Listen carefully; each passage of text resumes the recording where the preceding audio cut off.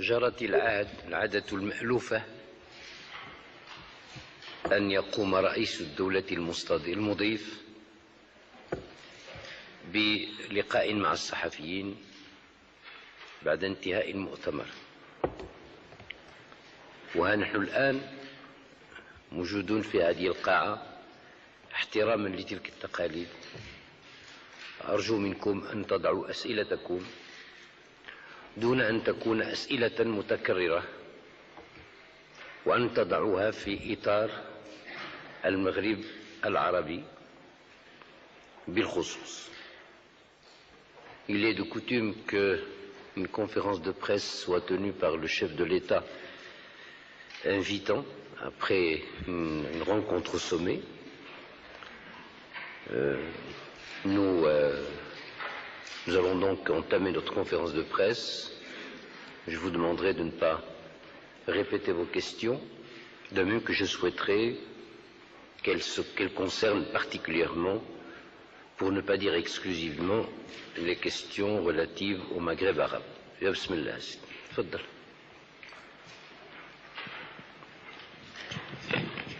رمزي صوفيا، مدير جريدة السياسة الكويتية، صاحب جلالة، في كافة اللقاءات التي أجراها الصحفيون مع سكان الأقاليم الصحراوية كان جواب هؤلاء المواطنين أنهم قد تم استفتاءهم منذ 13 سنة يوم عانقوا إخوانهم القادمين من كل ربوع المملكة، وقد أثبتتم جلالتكم نظرتكم البعيدة عندما أعلنتم استعداد المغرب لاستقبال كل أبنائه ممن أخطأوا بدخول صفوف البوليساريو.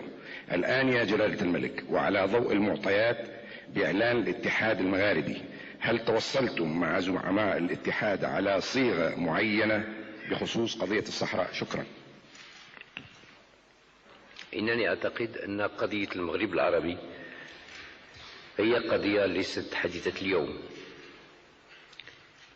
فهي قضية الأجيال السابقة والأحلام التي عاش عليها آباؤنا وتربينا فيها. فلهذا يجب أن ينظر الإنسان والمحلل إلى قضية المغرب العربي ككل نرجو من الله سبحانه وتعالى أن يعطيه الدوام والبقاء، بحيث لا يمكن أن ترتبط قضية المغرب العربي بأحداث ليست طارئة يمكن أن تقع اليوم كما يمكن أن تقع غدا أو بعد غد. فهناك المستمر وهناك الغير المستمر. القضية التي ذكرتم ليس لها أي تأثير على هذه القضية، على قضية المغرب العربي، لأن آمالنا وأحلامنا في توحيد المغرب العربي الكبير سبقت بأجيال وأجيال هذا الحدث الطارئ المتطفل على التاريخ، هذا الحدث الذي أسميه ذبابا تاريخيا أو ذبابا جاء يتطفل على أسد التاريخ، أسد المغرب العربي الكبير.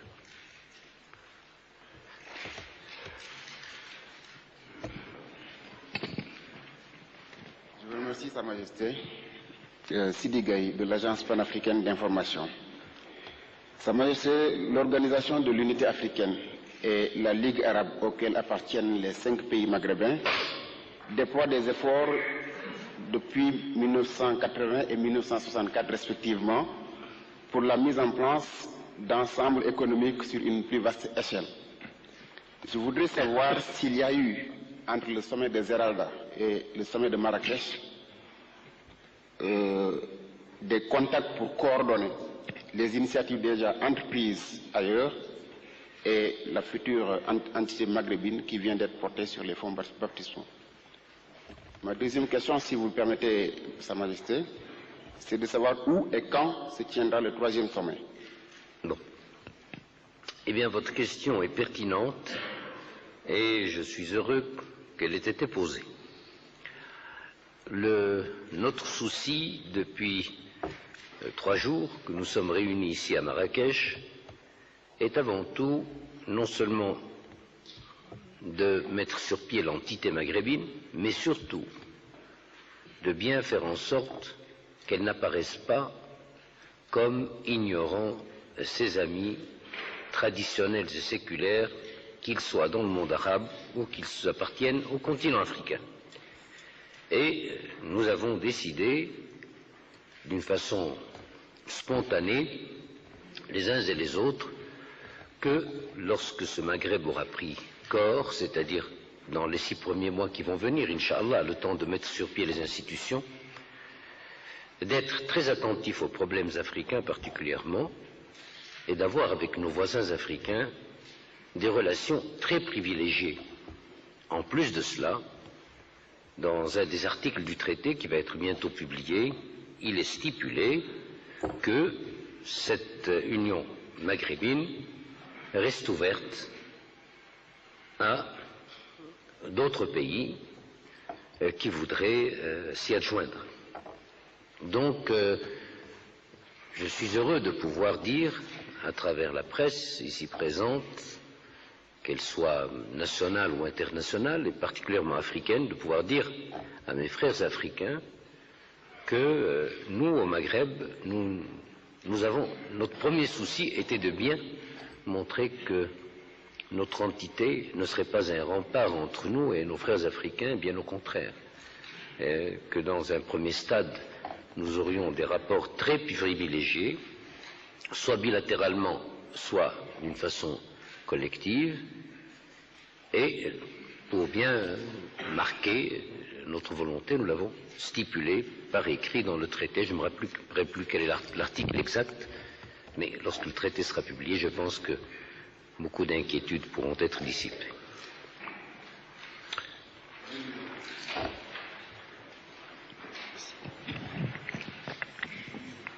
Samuel Jaille, Radio Méditerranée Internationale. Majesté, pragmatisme et réalisme sont les 2 mots qui reviennent le plus souvent dans la bouche des responsables politiques maghrébins, mais aussi des opérateurs économiques. J'aimerais, si votre Majesté m'y autorise, poser 2 questions à propos de ce nouveau sens des réalités et de la solidarité maghrébine. La première question est d'ordre économique. Vu l'étirement des chaînes de communication, quels sont les espoirs raisonnables de coopération et de coordination des démarches économiques nationales face aux grands ensembles régionaux?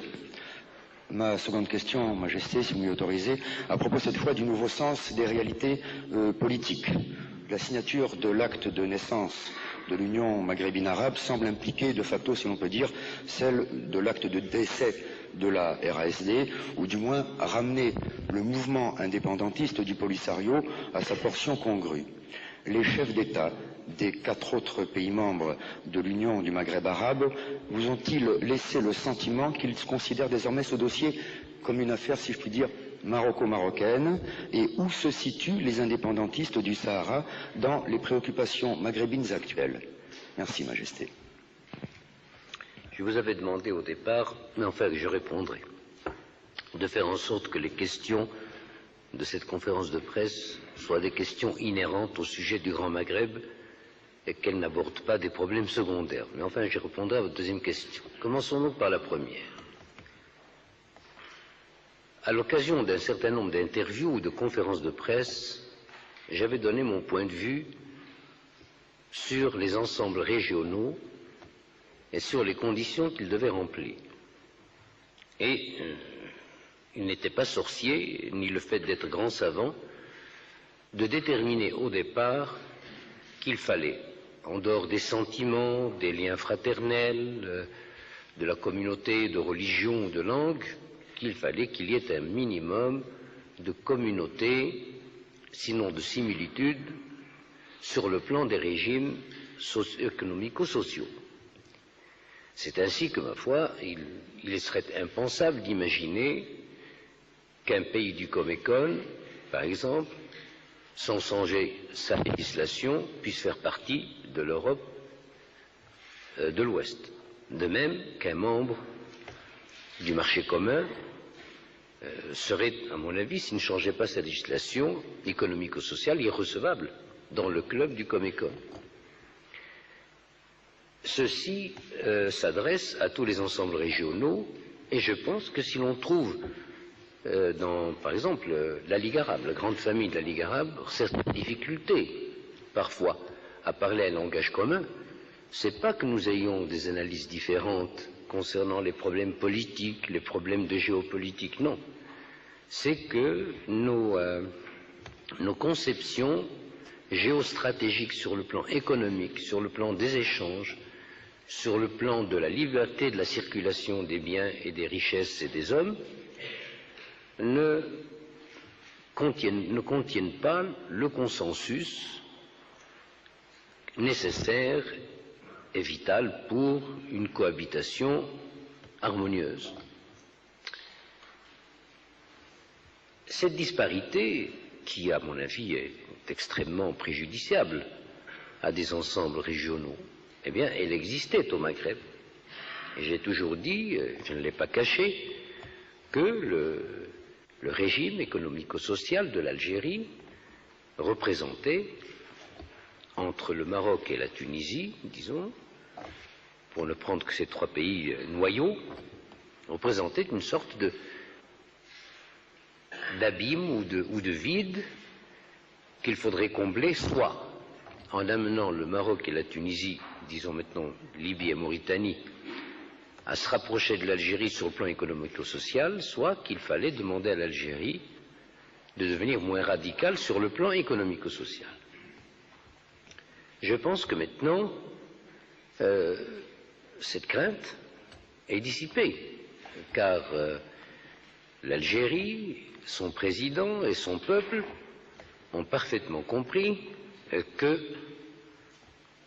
l'intégration dans le Maghreb, la prise en main par les Algériens de leur devenir, nécessitait une ouverture interne, donc un pluripartisme, une responsabilisation sur le plan de la conduite des affaires, qu'elles soient municipales ou qu'elles soient nationales, mais d'un autre côté aussi, il fallait, pour l'Algérie, se mettre au diapason de l'heure sur le plan économique. Et c'est pour cela que dans le projet de constitution, nous avons vu que le président avait proposé au référendum, c'est-à-dire à la volonté du peuple algérien, un mode de vie économico-social complètement différent du précédent. Ce faisant, certainement que les gouvernants algériens et les responsables, et à leur tête le chef de l'État, ont non seulement pris en considération les nécessités maghrébines, mais aussi ont pris en considération l'évolution qui est en train actuellement de bouleverser le monde sur le plan de la conception des économies libérales ou des économies dirigées. Et nous sommes très heureux de voir que, à côté de nous, ce pays, qui est un pays frère, qui a connu 130 ans d'occupation, 7 années de guerre, qui s'est trouvé privé de liberté individuelle, collective, économique et commerciale, nous sommes très heureux de pouvoir, de le voir enfin accéder à ce qui a toujours motivé son combat d'émancipation et d'indépendance. Donc je pense, pour en revenir donc à votre question, que le Maghreb, maintenant, s'est doté des constituantes et des éléments constitutifs d'une mise au point ou d'une mise sur pied d'une entité capable d'harmoniser ses propres économies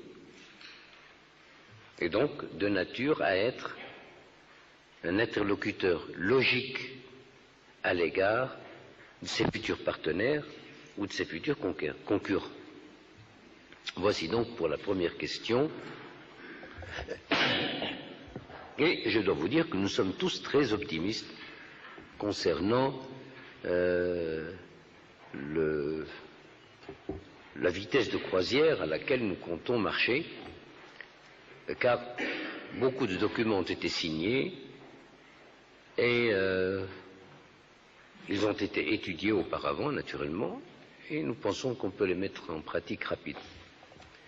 La seconde question, bien, je dois vous dire qu'elle n'a jamais fait l'objet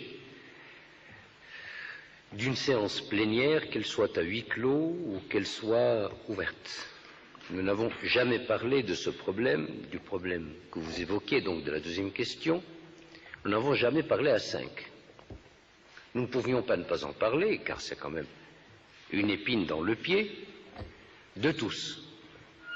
Et si tous nous l'avons évoqué, c'est toujours avec, disons, des mots amers et avec une certaine amertume. On dit, mais enfin quand même, on aurait bien pu se passer de ce problème, pour dire le mot qui est vraiment embêtant, pour ne pas dire ennuyeux, qui est embêtant et qui embête tout le monde. Naturellement, nous sommes tous des Maghrébins, nous sommes tous des frères, et nous voulons que notre fraternité puisse se développer le plus rapidement et dans tous les domaines, donc sans aucune restriction ni mentale ni matérielle. Nous en avons parlé, non pas pour l'évoquer, non pas pour l'agrandir, non pas pour lui donner des dimensions outrancieuses, mais non, pour dire, enfin, si on pouvait enlever cette peau de banane. Alors, à partir du moment où tous les partenaires sont entièrement d'accord qu'il y a là quelque chose, il y a un grain de sable qui empêche le moteur de tourner, bien, si nous sommes de bons mécaniciens, ce grain de sable, ou disons, ce rouage grippé, ne peut que disparaître dans les délais les plus rapides. Mais on ne peut pas dire qu'il y ait parmi nous 4, parmi nous 5, des partisans plus ou moins attachés à tel devenir du Sahara plutôt qu'à tel autre. Bon, bien, je vois des dames qui lèvent le doigt là-bas.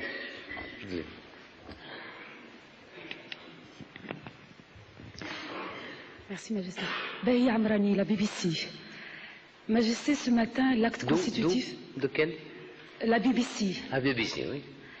Ce matin, l'acte constitutif a été signé. Pouvons-nous savoir quelles seront les prochaines étapes? Et d'une façon plus générale, quelle est l'appréciation de votre Majesté sur la nouvelle dynamique maghrébine, ses chances et ses limites? Merci, Majesté.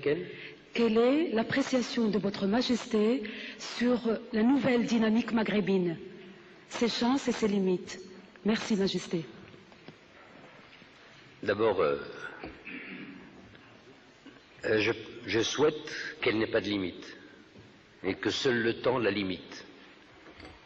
Ces chances, je pense que, ma foi, comme on dit dans les contes de fées, nous avons, pour enfants, nous avons fait en sorte que toutes les fées du monde les plus bénéfiques soient autour du berceau pour bénir cette naissance et l'aider à croître dans le bonheur et la sagesse.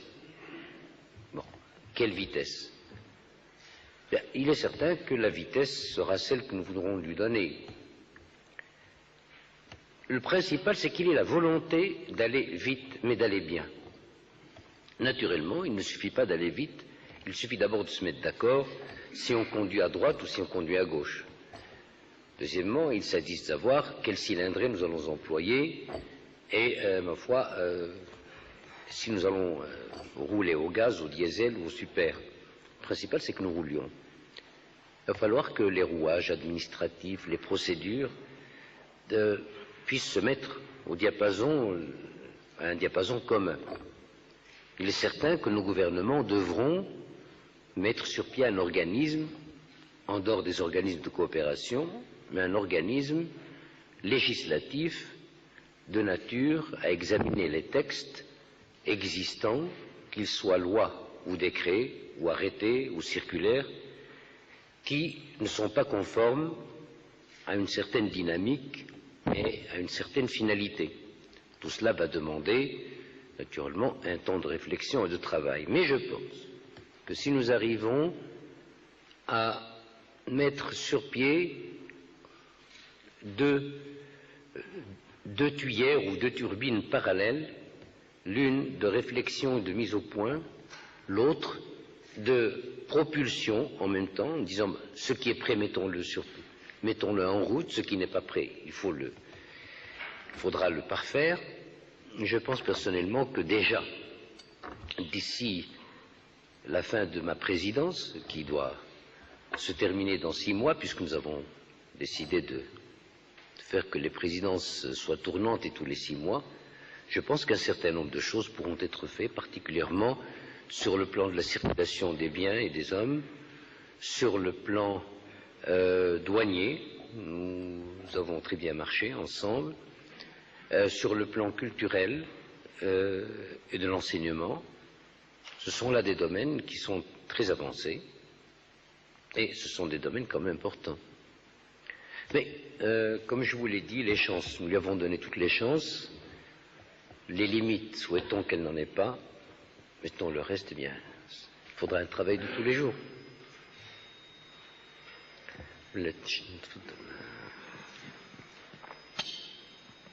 Omar Berbiche, El Moudjahid d'Algérie. Majesté, le principe de la liberté de la circulation des personnes et des biens, voire des capitaux, a été retenu comme un des objectifs à terme de l'Union du Maghreb arabe. Oui. Le développement inégal des pays du Maghreb arabe ne risque-t-il pas, Majesté, de contrarier la réalisation de l'objectif d'intégration? Pardon, parlez doucement, s'il vous plaît, lentement. Le principe de la liberté de la circulation des personnes et des biens, voire des capitaux, a été retenu comme un des objectifs à terme de l'Union du Maghreb arabe. Le développement inégal des pays du Maghreb arabe ne risque-t-il pas, Majesté, de contrarier la réalisation de l'objectif d'intégration et de complémentarité économique, voire de l'équilibre social recherché par l'Union? Une autre question, si vous permettez, Majesté. La création de l'Union signifie-t-il que l'on donnera à l'avenir la primauté aux relations multilatérales au détriment des relations bilatérales? Merci, Majesté. Bon, il faudra que nous nous mettions d'accord, à mon avis, soit à la fin de cette période, soit au début de la nouvelle présidence. Il faudra que nous nous mettions d'accord sur un principe ou des principes de base. Comme vous le savez, au départ, l'Europe, avant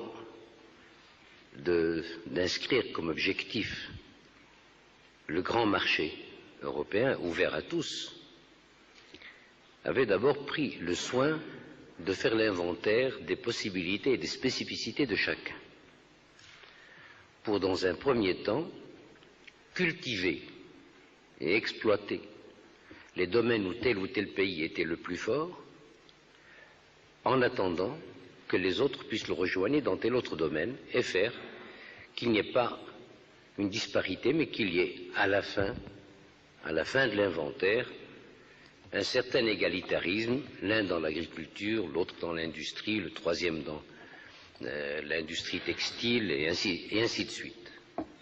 Donc, avant de penser que nous pourrons avoir des productions qui seront concurrentielles, qui seront compétitives, mais non pas concurrentielles à l'intérieur du marché, avant de faire en sorte que, ma foi, nous puissions avoir une planification horizontale et non pas verticale, allant depuis Nouakchott jusqu'à Tripoli, il faudra faire quand même l'inventaire de nos biens, de nos richesses, de ce qui est avancé chez les uns et chez les autres, et de ce qui demande à être poussé et encouragé. Donc j'estime que ces disparités, loin d'être un obstacle à notre expansion commune, seront au contraire pour nous une lanterne éclairante très importante, car il est certain, il y a derrière nous des vides et il y a devant nous des trous que cache l'herbe. Il ne faudrait pas que nous voyions l'herbe et qu'on ne voit pas le trou. Ça va demander le travail d'experts, non seulement d'experts de l'État, mais aussi, nous comptons beaucoup sur le travail des privés. Et c'est pour ça que nous encourageons les rencontres des groupes privés, quel que soit le niveau de fiabilité auquel ils sont arrivés, qu'ils soient bancaires, qu'ils soient dans le domaine des assurances, que ce soit dans le domaine des industries petites et moyennes ou même grandes. Et je pense personnellement qu'il faut rechercher les disparités. il ne faut pas mettre la poussière sous le tapis. Il ne faut pas avoir peur de penser que tel secteur est faible dans tel pays. Il n'y a pas de honte à le dire par rapport à tel secteur. C'est en sachant les faiblesses des uns et des autres que nous pourrons mieux planifier pour, j'ai dit, un certain égalitarisme, non pas l'égalitarisme frustrant qui fait qu'on est toujours médiocre et qu'on est très content d'être médiocre à 5 pourvu qu'on reste médiocre. Non. Un égalitarisme ambitieux et disons compétitif. Pour ce qui concerne votre deuxième question, j'estime que, et tous mes frères chefs d'État maghrébins considèrent que, bien au contraire, les relations bilatérales, privilégiées par la géographie ou par d'autres raisons, sont une motivation supplémentaire, positive, pour tous les accords multilatéraux. La Tunisie est en train de faire des accords très importants avec la Libye. Plus la Libye et la Tunisie seront intégrés sur le plan intellectuel d'abord et seront vraiment comme des frères siamois, mieux le corps libo-tunisien ou tuniso-libyen plus il sera positif pour nous. Le Maroc et l'Algérie sont en train d'étudier et ont étudié beaucoup de conventions entre eux. Nous sommes en train de creuser encore, de chercher les problèmes à résoudre, d'inventer les domaines de coopération, Dieu sait qu'ils sont nombreux. Eh bien, plus le Maroc et l'Algérie coopéreront ensemble, plus ils apporteront une quantité non négligeable d'énergie, de biens et de potentialités. Et ceci, c'est le cas de la Mauritanie avec le Maroc, par exemple. Et ceci, les chefs d'État ici réunis l'ont parfaitement bien compris et l'ont même encouragé. Donc, multilatéralité et bilatéralisme sont, dans notre esprit, complémentaires.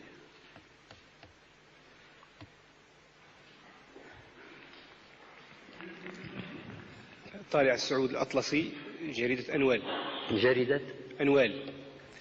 جلالة الملك، الهياكل والقوانين التنظيمية للاتحاد المغربي العربي وهي لم تنشر بعد، هل تسمح أم لا لكل دولة عضو في الاتحاد أن يكون لها انتماء أو عضوية في اتحاد أو تكتل جهوي سياسي أو اقتصادي آخر؟ في حالة المغرب، هل ستواصل جلالتكم مساعيكم للحصول على عضوية المغرب في السوق الأوروبية المشتركة؟ شكرا جلالتك. لما لا شك فيه أن هذا السؤال سؤال دقيق جدا ومنطقي مع نفسه. هناك بند من البنود يقول على أن للدول غير الأعضاء في مجموعة المغرب العربي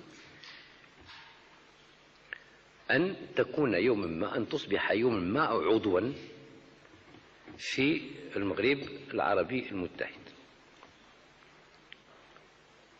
واتفقنا على أن يكون قبول العضوية بالتراضي أو الإجماع لا بالتصويت أو الأغلبية. هل معنى هذا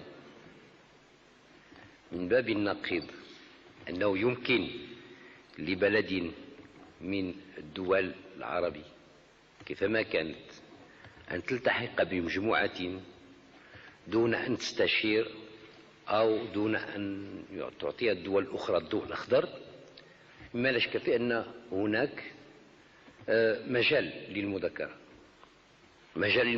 لأنه في هذا الاتفاق ما هو سلم القيم؟ هل القانون الداخلي يسمو على القانون الجماعي أو القانون الجماعي له أفضلية وأسبقية على القانون الداخلي؟ من جهة هذا السؤال من جهة، ولكن السؤال الأصيل الحقيقي هو هل الانتماء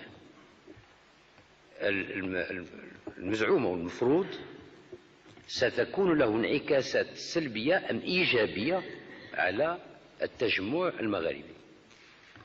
إذا كان هذا الانتماء عضو من الأعضاء لا ضرر فيه بل ما فيه إلا الخير وجلب الخير، أظن شخصيا على أن من باب أولى وأحرى، من باب الأحروية كما يقول الفقهاء، أن يعطى له الضوء الأخضر ليفتح الطريق ويشق الطريق أمام الآخرين، من حيث هي مسألة قبل كل شيء مسألة سياسية، قبل أن تكون مسألة نصوص أو مسألة إشكاليات. مما لا شك في أنه إذا جينا نتعاطوا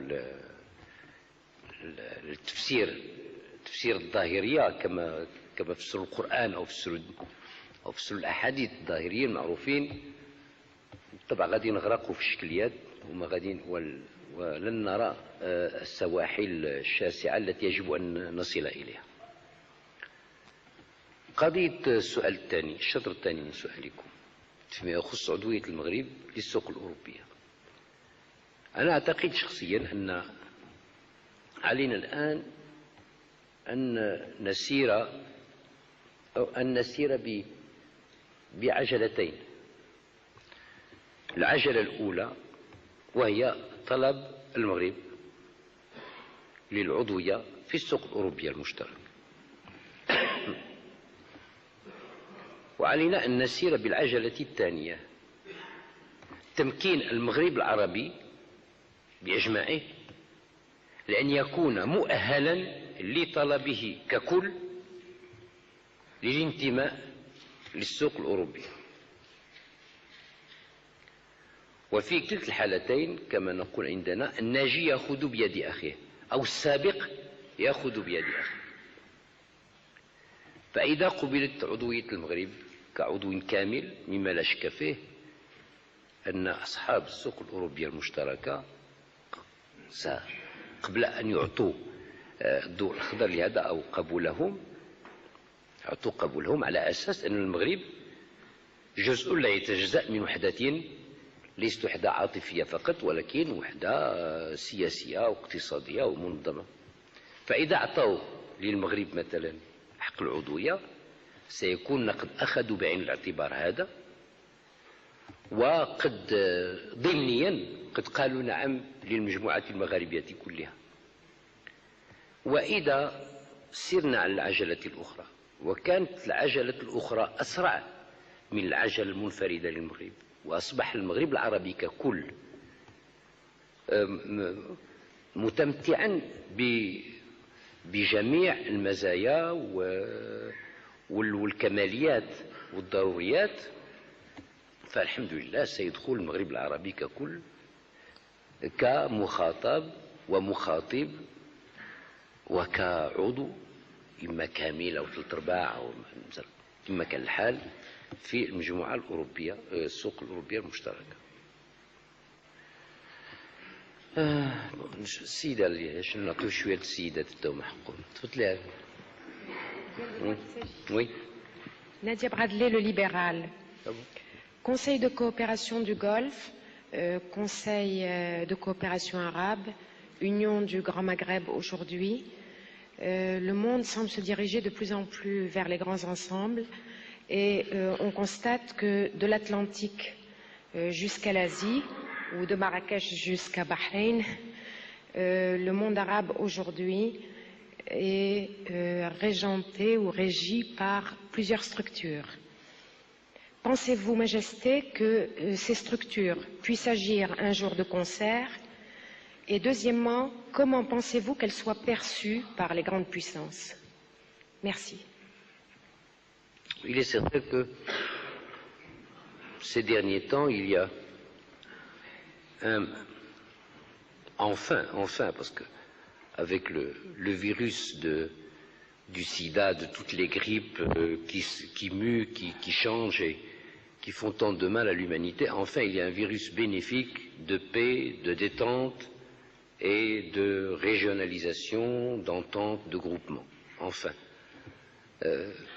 nous ne pouvons que nous en féliciter.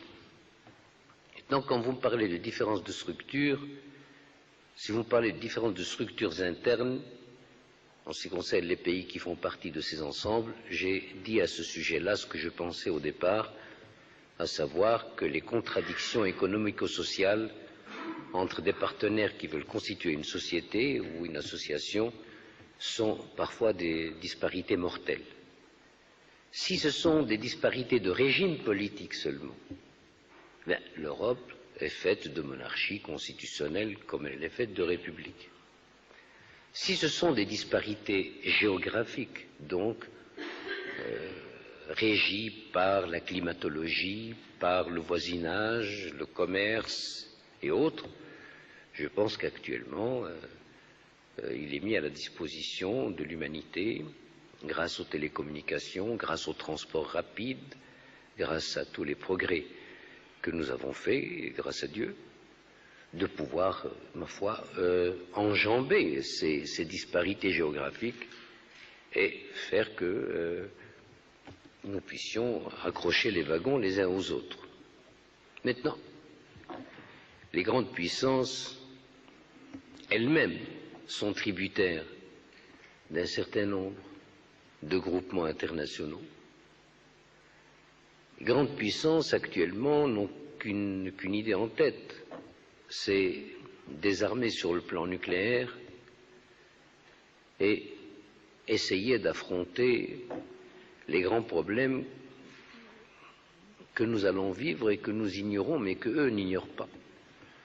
Le problème de l'ozone dans l'air, le problème du réchauffement de la planète, le problème de la pollution, car les grandes puissances sont plus polluantes que quiconque. Je pense que nous partons pour une décade, ou si ce n'est 2 décades, d'accalmie, disons, d'harmonie, de paix, de tranquillité. Mais enfin, nous ne pouvons qu'être satisfaits de voir que le virus des ensembles est un virus contagieux.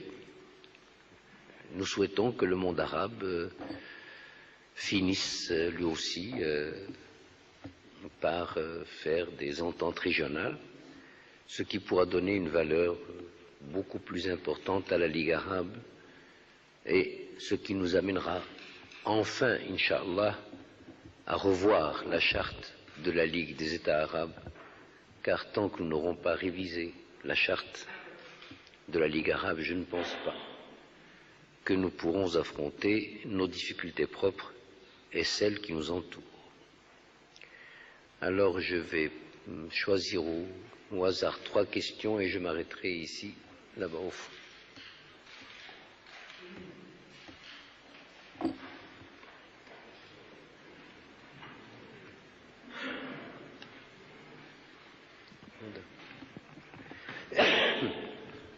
Correspondant du quotidien Izvestia, Moscou, de la part de la presse soviétique. Votre Majesté, l'Union du Maghreb arabe est née à l'heure des grands changements dans le monde entier. Les changements qui se caractérisent par l'esprit de dialogue, du règlement des crises régionaux, par la priorité des valeurs universelles et par la recherche des voies à survivre pour l'humanité. Peut-on dire que la naissance de cette union est aussi une réponse maghrébine à ces changements? Et comment voyez-vous le rôle de l'Union du Maghreb arabe dans cet ordre d'idées? Merci.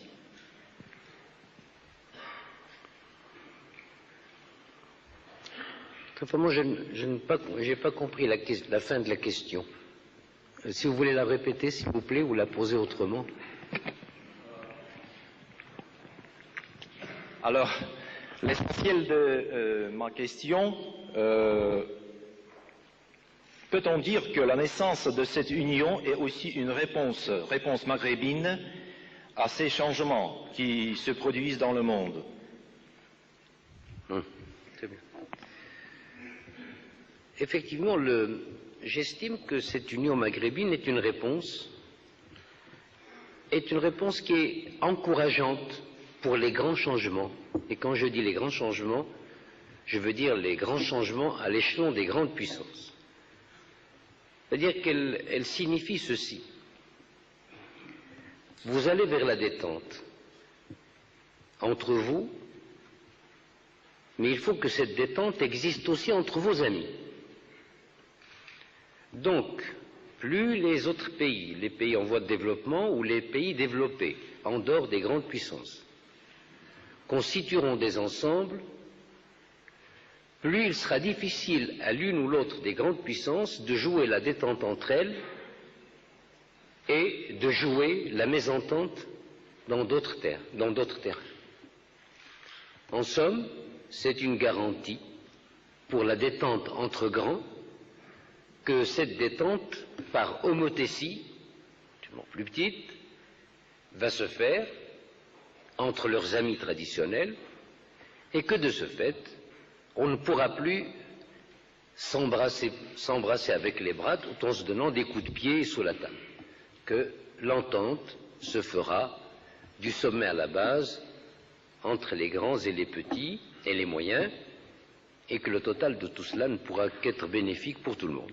Voilà la réponse que je crois devoir vous faire.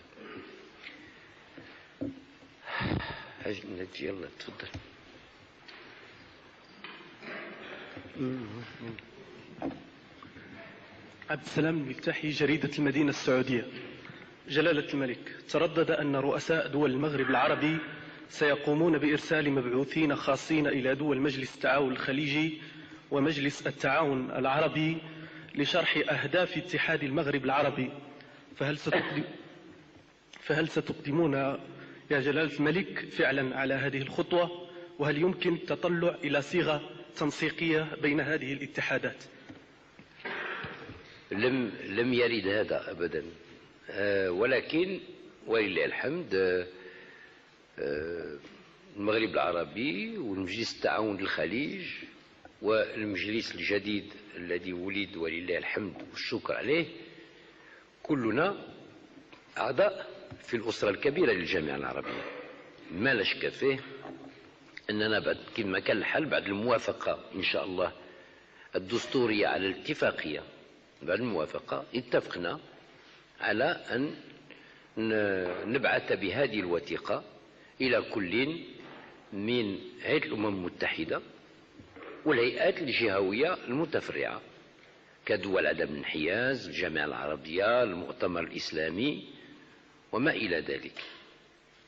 ومما لا شك فيه أنه حينما ستصل هذه الوثيقة للجامعة العربية سيتمكن للجامعة العربية ككل ولدول المجلسين للتعاون القديم والجديد أن ينظر إما بانفراد أو مجتمعين في هذا الاتحاد. ومما لا شك فيه أن يمكن أن يكون مؤتمر قمة، وعلاش لا، يمكن أن يستدعى مؤتمر قمة لا للنظر في المسائل السياسية المطروحة يوميا على وجه دول الأمان، ولكن للتفكير في مصيري وفي تنسيقي وفي الإخاء إلى ما نقولش الخلط أو التنسيق بين التجمعات الثلاثة من الناحية الاقتصادية السياسية ومن الناحية التجارية. وهذا حقيقة سيعطي قوة جديدة ونفسا جديدا ربما للجامعة العربية وللدول العربية المنخرطة فيها. السؤال الأخير هيئة الإذاعة البريطانية القسم العربي. تفضل. صاحب الجلالة، في انتظار أن يكون هناك اندماج بين المغرب كما قلتم ودول المغرب العربي مع السوق الأوروبية المشتركة، كيف سيكون موقف كيان الاتحاد المغرب العربي تجاه السوق الأوروبية المشتركة مستقبلا على المستقبل القريب؟ وما هي أهم ملامح هيكلة اتحاد المغرب العربي؟ شكرا صاحب الجلالة.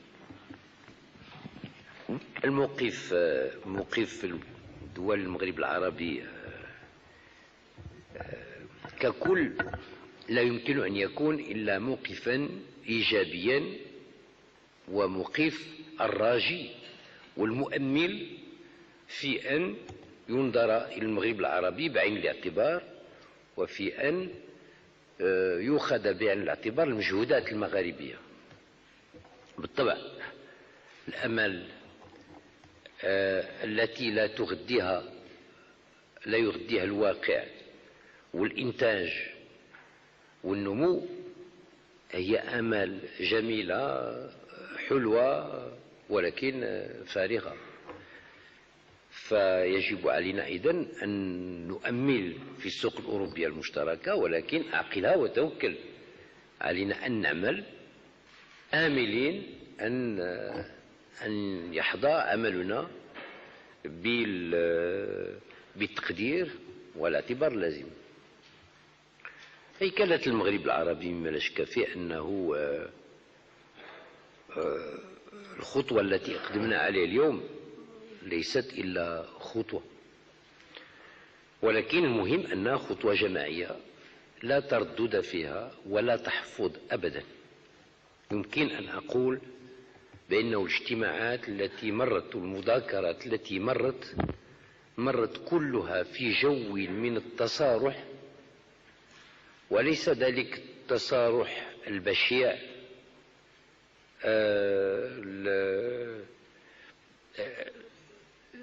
المليء بالحزازات والمواخذات. بالعكس، ذلك التصارح دائما كان في جو من البشاشة، وإن لم أقول في بعض الأحيان من المزاح أو من النكت.